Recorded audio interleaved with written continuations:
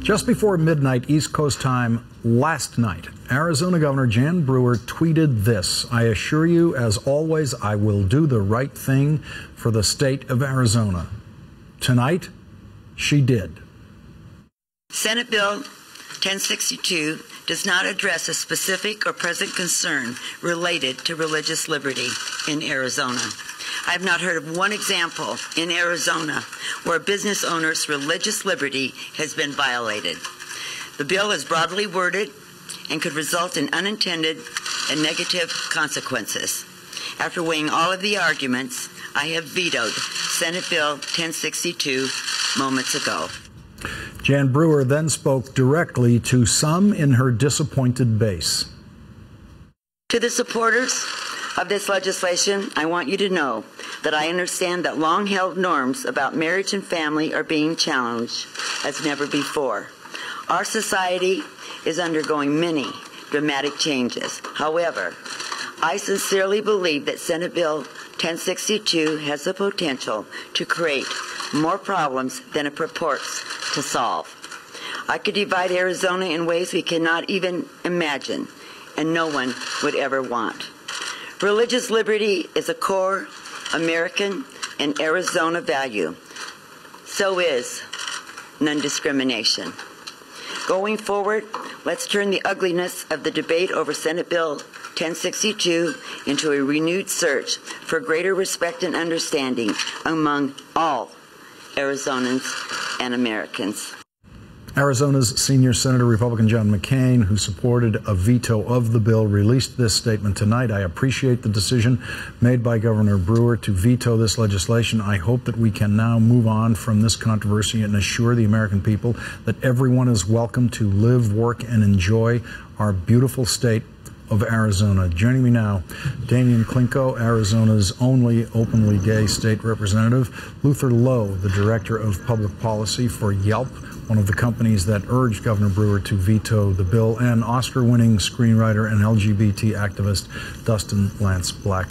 Demion Clinco, I hesitate to introduce you that way as the only openly gay legislator in Arizona. It's not the label that you want, as you've said, associated with you immediately when people think of you, and you normally don't make any public reference to it at all.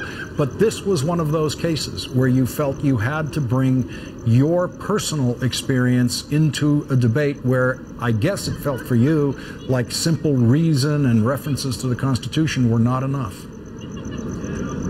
You're absolutely right. I feel that, talking about my sexuality on this platform really gave an opportunity to put a face to an issue. The whole debate, I really hope that Arizonans foremost have woken up, and that they'll start to pay attention to the very toxic legislation that moves through our House and through our Senate on a regular basis. Luther Lowe, you're with Yelp. What was this decision like at the corporate level to come out publicly and say, we want this bill vetoed? What kind of meetings did you have to have? How many people needed to be collected within the company around this issue? Sure, Lawrence. Well, this moved very quickly through the House and Senate in Arizona, and we were alerted to it, frankly, late last week by some of our concerned employees within Scottsdale, where we have a huge office, about 650 employees and growing, about a third of our corporate employees globally. And by Friday evening, we decided to kind of circulate an email with the executive team, and our CEO felt very passionately about it. By Monday evening, we had a draft of a letter that he put up on our blog on Tuesday morning, an open letter to Governor Brewer imploring her to veto 1062. You could have, Yelp as a company could have sat this one out. No one would have missed you. There's Delta Airlines in there. There's the Marriott Corporation. A lot of other corporations in there. You could have just sat back. Why not? Why get in? Just the core issues of 1062 and the fact that it was effectively legalizing discrimination in our state, in Arizona, where so many of our employees lived and worked, and we really love Scottsdale. It made it just unconscionable. We decided, this is something that we really can't sit on the sidelines over, and so that's why we decided to act. And of course, we only played a small part. It was heartening to see other companies step forward and stand shoulder to shoulder with us. But we're thankful to Governor Brewer for not letting this terrible legislation pass in Arizona. Dustin Lance Black, set this for us within the history of the March for Gay Rights in this country. Sure. I'm not sure we've seen anything quite like this, where there's a governmental move against gay rights, and there is an uprising, I think, like we've never seen before, because it included such powerful players in corporate America. Yeah, we are starting to see much more of corporate America start to back diversity. And that diversity now including gay and lesbian people. We saw that in the Prop 8 case and the amicus briefs that were filed there. We saw that again today. I think corporations, businesses are saying, hey, when you have more diversity in the room, you get more creative ideas, and more creative ideas are beneficial to these companies, and they're beneficial to America. Couching in this in history, we've seen this group of people, these sort of people who are against equality, first pose as advocates of psychiatry and saying, hey, you know, this should be a mental illness. That was back in the 70s, and they lost that battle. Then they pretended to advocate for children, saying that somehow gay and lesbian people hurt kids. Science proved that wrong. Then they went for the Constitution and tried to amend it. And now the Supreme Court isn't on their side at all, and that's clear. So they're going back to their old standby, and they're standing behind God. The problem now is corporations like Marriott, which is Mormon-owned, or Mitt Romney, who grew up in the same church I did, religious people are coming out saying, no way, you have to veto this. And it is unmasking these people, not as people of God, but as homophobes, for what they truly, truly are. Demion Clinco, a week ago, we were not covering this story yet. You were going through what was the legislative defeat on this bill in the legislature there.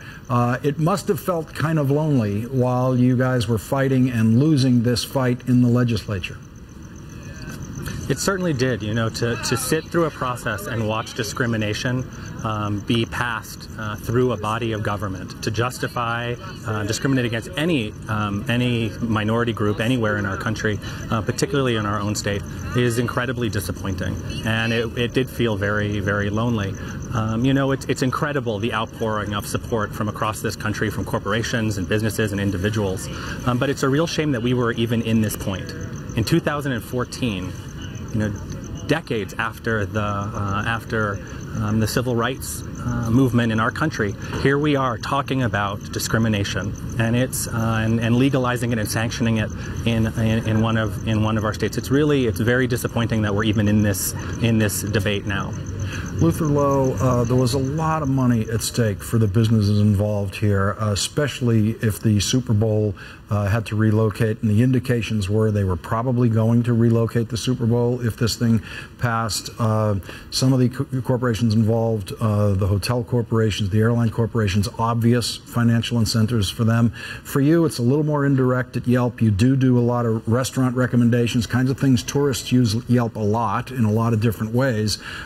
If we take away the financial incentive that Yelp and other corporations had to see this bill vetoed, would we have seen the same kind of outpouring of corporate conscience? You know, I think for Yelp it was a little bit different because we're part of the technology industry, and I feel like a lot of the technology companies like Apple and Intel, who also came out, you sort of associate them with being a little bit more sort of progressive. I think it was a combination of factors. I think the fact that SB 1062 was not aligned with our values and the values of really many people I could find after we announced our opposition to it. But also, I mean, we did have skin in the game. We've got over 650 employees. We told Governor Brewer that we'd hope to add hundreds more within Scottsdale. It's, you know, is going to be our second largest office, and we love Scottsdale and we want to stay there, and so we're thankful that she chose to veto this bill.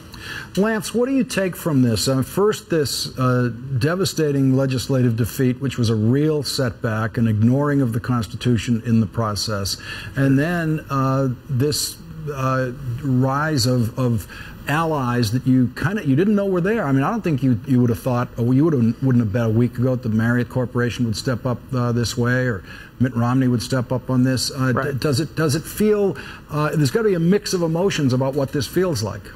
Well, it feels pretty good, Lawrence. I'll be honest, and it's really a testament, I got to say, to people like Representative Clinco, who is coming out. And all of a sudden, I think most people, in fact, I'm sure most people in this country now know that they know someone who is gay or lesbian, someone they work with, a family member, a neighbor, and so they see these bills and they have a real face to who's going to be hurt. And I think those are people who, you know, work in corporations. Those are people who work out there in the United States. And so that's why we're seeing this uprising of allies saying, no way, you're not going to do that to my neighbor. You're not going to do that to my kid. And I really hope, because this legislation is not, you know, unique to Arizona. There are other states trying to pass this. I hope that they look to what's happening in Arizona. I hope they look to who the new allies of equality are. And I can't believe I'm going to say this, but I really hope they follow the lead of Governor Brewer. The lead of Governor Brewer, the lead of Mitt Romney on this. Demion Clinco, what Lance just said about the other states is very, very important. What would you say to legislators in other states who are considering this legislation? You had those 3 Republicans in your state who voted for it and then said they regret it, they wish they hadn't. Would you suggest to the supporters of this kinds of legislation in other states that they could end up in a very similar situation to what happened to those 3 Republicans in your legislature?